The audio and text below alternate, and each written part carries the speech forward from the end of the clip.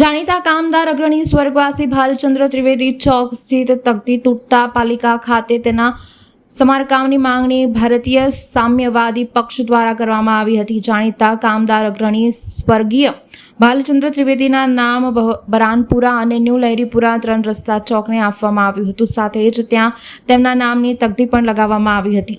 હાલમાં જ આ તકતી તૂટી ગઈ છે। ભારતીય સામ્યવાદી પક્ષ દ્વારા આ સમગ્ર મુદ્દે વડોદરા મહાનગરપાલિકાની કચેરી ખાતે આવી તકતી પુનઃ લગાવવાની માંગ કરી હતી।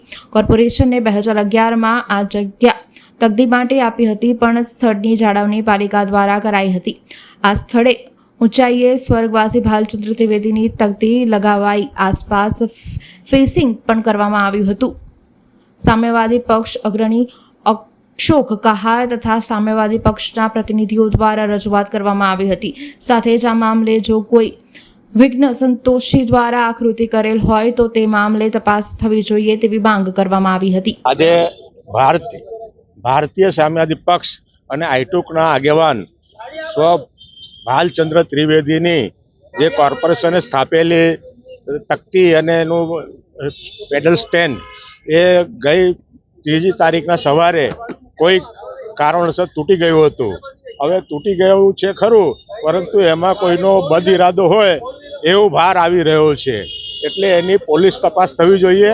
અને કોર્પોરેશન પાસે આજે અમે માંગણી કરવા માટે આવ્યા છે આવેદનપત્ર આપીને કે ભાઈ આ જગ્યા પર જે ભાલચંદ્રભાઈની જે તકતી લગાવવામાં આવેલી તે પહેલાં ભૂતપૂર્વ કમિશનર શ્રીમતી વિલાસીબેન તરફથી અને ફતેહસિંહ રાણા, મધુભાઈ શાહ અને દિલીપ કોઠારી તરફથી સજેશન મૂકીને બનાવવામાં આવી હતી અને કોર્પોરેશને જ બધી બનાવી આપેલી, ખર્ચો વર્ચો બધું લીધેલો।